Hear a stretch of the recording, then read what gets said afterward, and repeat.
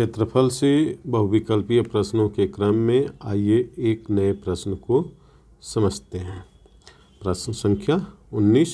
किसी आयत के बराबर सम चतुर्भुज बनाने पर यदि सम चतुर्भुज का लंबा विकर्ण आयत के आधार का 2 गुना है तो उसका छोटा विकर्ण आयत की ऊंचाई का कौन सा भाग होगा। तो यहाँ चित्र बना दिया गया है। इसमें ABCD एक आयत है और इसी के क्षेत्रफल के बराबर एक समचतुर्भुज बनाया गया है FBG और C। सम चतुर्भुज के 2 विकर्ण हैं। FG लंबा विकर्ण है और GB छोटा विकर्ण है। तो प्रश्न में कह रहा है कि यदि सम चतुर्भुज का लंबा विकर्ण आयत के आधार का 2 गुना है तो यहाँ आप देख सकते हैं कि AB का 2 गुना FG है जो कि लंबा विकर्ण है, तो उसका छोटा विकर्ण आयत की ऊंचाई का कौन सा भाग होगा। तो इसका छोटा विकर्ण है BC और आयत की ऊंचाई भी BC है। यह दोनों समान है तो इसका सही आंसर समान होगा। अब अगले प्रश्न को देख लेते हैं। प्रश्न 20 को किसी समबाहु त्रिभुज का बाह्य कोण होता है। तो आप सबको पता है कि समबाहु त्रिभुज की तीनों भुजाएं बराबर होती हैं और प्रत्येक अंतःकोण 60-60 डिग्री के होते हैं और इनका योग 180 अंश होता है। अब यहाँ पर CB और E बाह्य कोण है और इधर हम देख सकते हैं CAD भी बाह्य कोण है। तो ये कितने अंश का होगा इसको हम देख के समझ सकते हैं कि जब एक सीधी रेखा होती है तो वो 180 अंश की कोण बनाती है और 180 में से हम 60 अंश अगर माइनस कर देंगे तो 120 डिग्री बचेगा। तो इसका यहाँ पर 120 डिग्री होगा, यानी इसका बाह्य कोण 120 डिग्री का होता है, इसलिए 120 अंश सही आंसर है। आइए प्रश्न संख्या 21 को समझते हैं। इसमें है किसी आयत के बराबर त्रिभुज बनाते समय यदि त्रिभुज का आधार आयत के आधार के बराबर रखा गया है तो उसकी ऊंचाई आयत की ऊंचाई से कितना गुना होगी।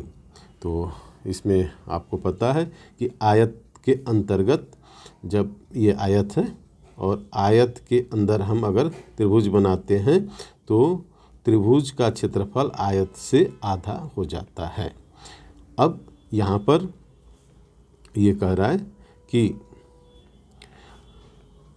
आयत के बराबर त्रिभुज बनाते समय यदि त्रिभुज का आधार आयत के आधार के बराबर रखा जाए तो आयत का आधार और त्रिभुज का आधार समान है तो इसकी ऊंचाई आयत की ऊंचाई का कितना गुना होगा। तो यहाँ पर आधा होता है इसलिए इसकी ऊंचाई आयत से 2 गुनी अगर कर दी जाए तो दोनों का क्षेत्रफल बराबर हो जाएगा। अब इसके लिए इसकी ऊंचाई आयत की 1 सेमी है और 1 सेमी ऊपर एक समांतर रेखा खींच दिया गया है और कोई भी पॉइंट से आयत के आधार के दोनों सिरों से मिला दिया गया तो जो इसमें त्रिभुज बना ABE का क्षेत्रफल बराबर हो जाएगा आयत ABCD के। तो इसको 2 गुना करने पर ये इसका क्षेत्रफल बराबर हो जाएगा, इसलिए इसका सही आंसर 2 गुनी है। और इसको और अच्छे से समझने के लिए आप क्षेत्रफल से निर्णय 2 को देख सकते हैं और समझ सकते हैं, क्योंकि इस तरह के प्रश्न परीक्षा में भी आते हैं। तो इस निर्णय को आप वहाँ से देखिए और समझिए। अब प्रश्न संख्या 22 को देखते हैं। प्रश्न संख्या 22 में क्या दिया गया है। समान क्षेत्रफल के 2 त्रिभुजों में यदि एक त्रिभुज का आधार दूसरे से बड़ा है तो उसकी ऊंचाई उसी अनुपात में क्या होती है, घट जाती है। अब कैसे घट जाती है यहाँ देख लेते हैं। ABC एक दिया हुआ त्रिभुज है और एक ऐसे त्रिभुज की रचना करनी है जिसका आधार ए बी से अधिक हो। तो यहाँ ए डी इसका आधार खींच लिया और ए डी से यहाँ पर डी से सी को मिला देंगे और सी डी के पैरेलल बिंदु बी से एक लाइन खींचेंगे जो कि लाइन ए सी रेखा को ई बिंदु पर काट रही है।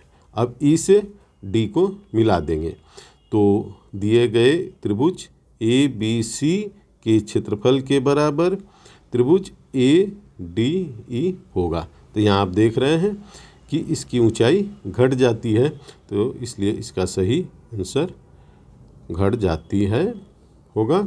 और इसको इस निर्णय को भी अच्छे से समझने के लिए एरिया यानी क्षेत्रफल से निर्णय 7.1 को देख सकते हैं और समझ सकते हैं। आइए अगले प्रश्न की तरफ बढ़ते हैं और देखते हैं क्या है। ये 23 नंबर का प्रश्न है।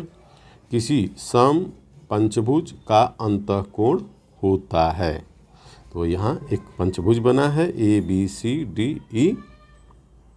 तो ये जो अंतःकोण होते हैं इसमें 5 अंतःकोण हैं और प्रत्येक जो अंतःकोण होते हैं 108 डिग्री के होते हैं। तो इसका सही आंसर 108 है। और इसका जो है अगर हम ये 5 इसमें अंतःकोण है तो सभी अंतःकोणों का योग कितना हो जाएगा, 108 अंश होगा और 5 का अगर मल्टीप्लाई कर देंगे तो 540 अंश हो जाएगा। अतः ये हम समझ सकते हैं कि किसी भी समपंचभुज के सभी अंतःकोणों का योग 540 डिग्री होगा। और यहाँ एक बात और समझ सकते हैं कि यहाँ जो सेंटर से एक कोण बन रहा है यानी इसको हम DOC ये 72 डिग्री का होगा। आइए प्रश्न 24 को देखते हैं। किसी समपंचभुज के बराबर त्रिभुज बनाने के लिए यदि उसका आधार पंचभुज के आधार का 5 गुना कर लिया जाए तो उसका शीर्ष बिंदु पंचभुज में कहाँ रहता है। अब इस चित्र से आप समझ सकते हैं ये एक समपंचभुज है A B C D E और इसी के क्षेत्रफल के बराबर एक त्रिभुज बनाया गया है ओ पी क्यू।